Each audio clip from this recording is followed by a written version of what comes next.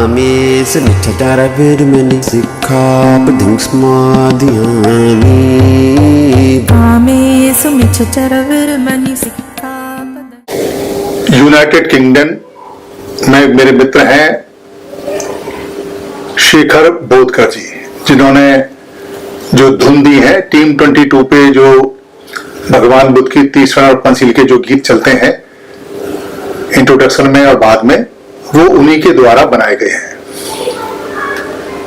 उनसे मेरी बात होती रहती है। उन्होंने कहा था कि यहाँ भिक्षुओं में, उपासकों में और भी लोगों में एक बड़ा भ्रम है कि बाबा साहब अम्बेडकर का जो 6 दिसंबर को निब्बान हुआ है या निर्माण हुआ है या महानिर्माण हुआ है या महापरिनिर्माण हुआ है या बोधिसत्व महापरिनिर्माण है, सब अलग अलग बात करते हैं। कुछ समझ में नहीं आता क्या कहें उनको, क्या ना कहें। सभी में कंफ्यूजन है। भिक्षु कुछ और कहते हैं, उपासक कुछ और कहते हैं, बाबा साहब के अनुयायी कुछ और कहते हैं। आप इसके बारे में एक वीडियो बना दीजिए। दरअसल मैंने पहले भी वीडियो बनाया हुआ है, आप देख सकते हैं, जिसमें निब्बान के नाम से है, निब्बाण के नाम से। तो निब्बाण और निब्बाण के बारे में मैंने बताया है, मगर मैं यहाँ फिर दोबारा स्पष्ट कर देता हूँ। इस संदर्भ में दो चीजें क्लियर होती हैं।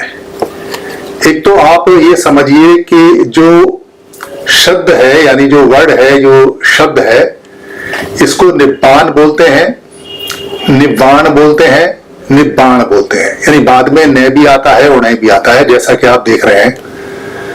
और नी अगर निकाल दें तो ये खाली वाण बसता है या वान बसता है। वाण, वान या वाण, वे वाला भी है और वे वाला भी है। यहाँ ये तीनों चारों शब्द, इनके मतलब एक ही है, चाहे वो बाण है, चाहे वान है, चाहे वाण है, चाहे वान है। मतलब क्या है? मतलब होता है वान का जो घाव कर दे, जो घायल कर दे, जो पाप कर्म हो, या जिसको तृष्णा बोलते हैं, तणहा बोलते हैं, क्रेविंग बोलते हैं, उसका यहाँ पुरानी भाषा में बुद्ध से पहले इसको वाण बोलते थे। यानी वाण जो है घायल करने वाला, जो एरो जिसको बोलते हैं, तीर बोलते हैं। तीर बाद में बना है क्योंकि वो घायल करता था, वो दुष्कर्म करता था, इसलिए उसको भी वाण कहने लगे। मगर वाण का मतलब होता है क्रेविंग, तृष्णा, या ऐसा जो पाप कर्म आपके अंदर घुस दे, उसको वाण बोला गया है। तो जो व्यक्ति वाण वाला होता है, जिसमें वाण होते हैं, जैसे भंगवान, भगवान बुद्ध को बोलते हैं भंगवान। भंगवान का मतलब है कि जिन्होंने भंग कर दिया वाण, सारी तृष्णा को, सारी क्रेविंग को, सारी बुराइयों को, उनको भंगवान बोलते हैं। जैसे धनवान, यानी धन का जो बुराई है सारी सारी, अगर कोई उसको भंग कर दे तो वो धनवान हो गया। एक हो गया बलवान। बलवान का मतलब है कि बल के जो अहंकार की बुराई को खत्म कर दे, वो बलवान हो गया। तो इस तरह से वान चलता है। वान का बाद में वंतु बना, फिर मंतु बना। यानी वान, वंतु और मंतु एक ही है। जैसे बलवंतु या भगवंतु या मंतु शब्द आता है। तो जो वान रखते हैं, बुराई रखते हैं, अगर वो ना रखें तो पाली भाषा में उनको कहते हैं नीवान। यानी कि अब इनके पास में कोई बुराई नहीं है, कोई इनके पास में वाण नहीं है, कोई इनके पास में घाव नहीं है, ये शुद्ध हो गए, इनके पास क्रेविंग नहीं है, तो उसको बोलते हैं निबाण। और निबाण को पाली के अंदर क्योंकि दो शब्द जोड़े गए हैं तो बोलते हैं निब्बाण। निब्बाण या निब्बाण, ये दो शब्द चलते हैं। और अगर पूरी तरह से कोई निब्बाण को कहना चाहे तो कह सकता है परिनिब्बाण, और कोई बड़ा कहना चाहे तो कह सकता है महा माने बड़ा, यानी महापरिनिब्बाण, यानी बड़ा पूरी तरह से निब्बाण। मगर जैसे मृत्यु होती है, कोई व्यक्ति अगर मर जाए तो हम ये कहेंगे मर गया, और हम कहें कि अब ये पूरी तरह से मर गया, और फिर हम बाद में कहें कि ये बड़ा पूरी तरह से मर गया। यानी कि मृत्यु है, मृत्यु है। तो मृत्यु होती है, चाहे वो कैसे भी मरे। तो पूरी क्या और अधूरी क्या और बड़ी क्या और छोटी क्या। ऐसे ही जो निब्बाण शब्द है, निब्बाण का मतलब होता है कि बुराई जिसने पूरी खत्म कर दी है। अब जिसने बुराई पूरी तरह से खत्म कर दी है, वो उसको निब्बाण बोलते हैं। तो निब्बाण का पूरा क्या, निब्बाण का आधा क्या, निब्बाण का बड़ा क्या और छोटा क्या। यानी जिसको निब्बाण मिल गया उसको परिनिब्बाण भी बोल सकते हैं, उसको महापरिनिब्बाण बोल सकते हैं, और खाली निब्बाण भी। तीनों शब्द बराबर अर्थ रखते हैं। तो निब्बाण जो होता है, निब्बाण व्यक्ति को जीते जी मिलता है। मरने के बाद कभी कोई निब्बान प्राप्त नहीं करता। यानी बुराई तो जीते जी खत्म करेगा, मरने के बाद कैसे बुराई खत्म करेगा, मरने के बाद तो मर गया।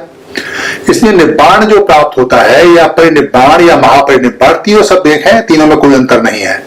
अतिशयोक्ति लगा के या किसी को महिमा मंडित करके या पड़ा तड़ा करके दिखाने की कोशिश की जाए वो अलग बात है। बुद्ध ने निब्बान प्राप्त किया था और निब्बान अपने आप में पूरा होता है और बड़ा भी होता है। आप उसे कहें या ना कहें, निब्बान शब्द ही पूरा पूरा अपने आप में वजनदार दमदार है। तो जीते जी उन्होंने अपने जितनी क्रेविंग थी, जितनी उनकी तृष्णा थी, तणहा थी, जितने घाव थे, जितने पाप थे वो दूर कर दिए, उनको निब्बान प्राप्त हो गया। इसको निब्बान भी बोलते हैं, निब्बान भी बोलते हैं और संस्कृत भाषा में निर्वाण बोलते हैं इसको। तो ये तो जीते जी की बात हो गई। अब कोई व्यक्ति अगर मर जाता है तो उसको क्या कहते हैं? हमारे यहाँ ये बात चलती है कि महापरिनिर्वाण हो गया। महापरिनिर्वाण नहीं होता। दरअसल जो मर जाता है वो निवृत हो जाता है, निवृत्त हो जाता है। वक्त का मतलब समझिए पहले क्या है। वक्त का मतलब होता है जो जिम्मेदारी है, जो कर्तव्य है, उसको वक्त बोलते हैं। यानी कि जो व्रत में है, बाद में इसको व्रत करने लगे, यानी जो वक्त में है, वक्त का मतलब जिम्मेदारी हो गई, जिम्मेदारी के घेरे में है, बंधा हुआ है, बंधन में है। तो कोई व्यक्ति अगर वक्त में है तो जिम्मेदारी में है और बंधन में है, और अगर वो उससे बाहर निकल गया तो वो निवृत्त हो गया। निवृत्त का मतलब है निवृत्त हो गया, अब इस जिम्मेदारी से मुक्त हो गया। जैसे कहते हैं जी हमने तो अपने लड़के लड़की बच्चों की शादी कर दी, अब हम अपनी जिम्मेदारी से फारिग हो गए, निवृत्त हो गए, हम तो गंगा नहा गए, ऐसा बोला जाता है। तो व्यक्ति अपनी जिम्मेदारी से जब पूरा हो जाता है तो उसको कहते हैं निवृत्त होना।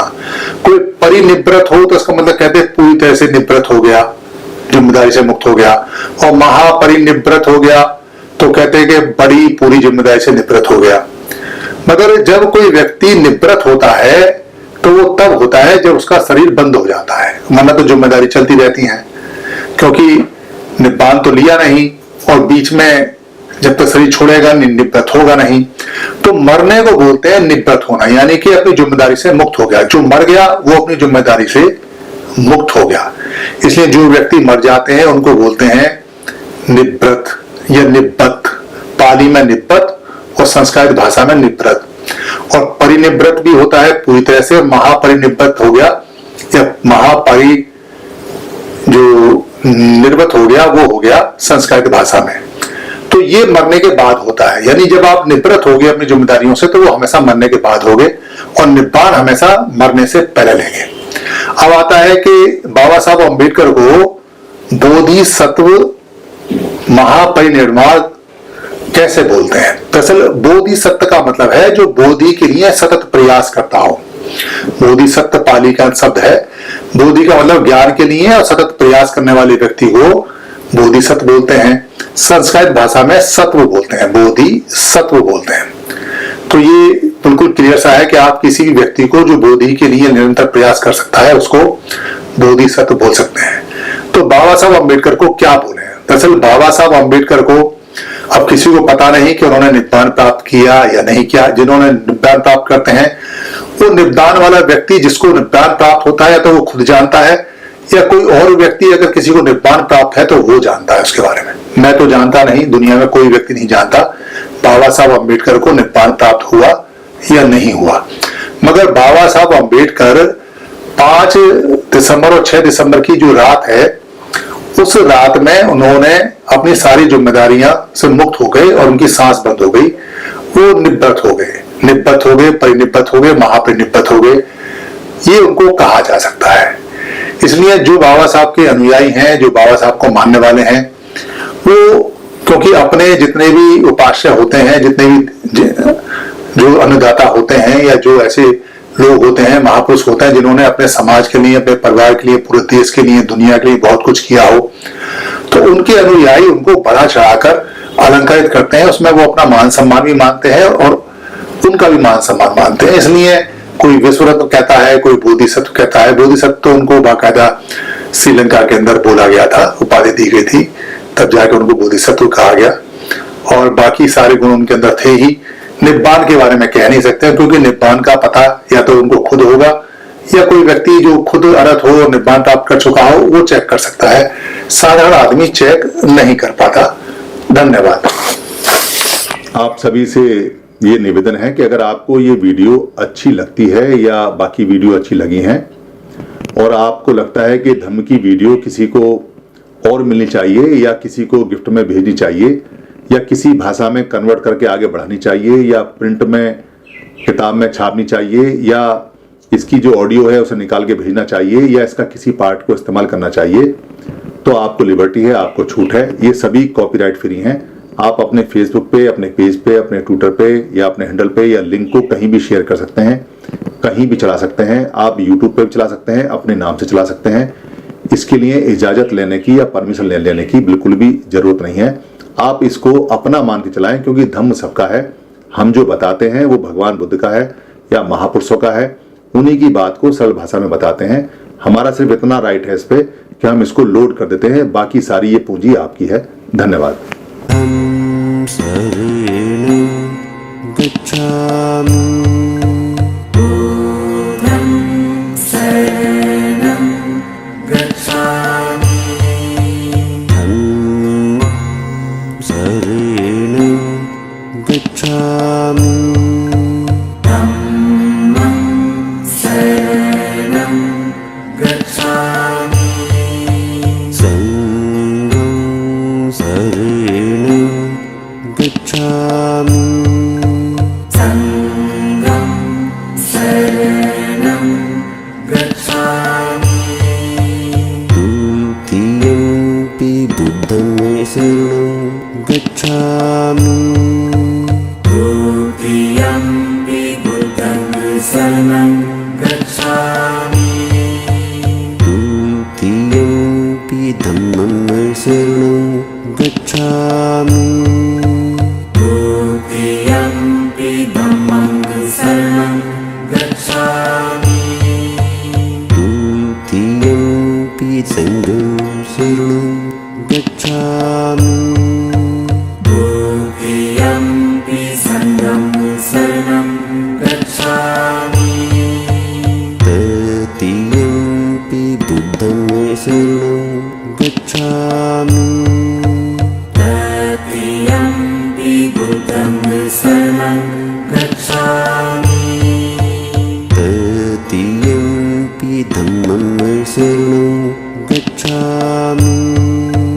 Tatiyampi dhammam saranam gacchami. Tatiyampi sangham saranam gacchami.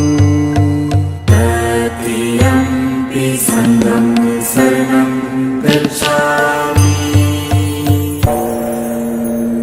Sadhu, sadhu, sadhu.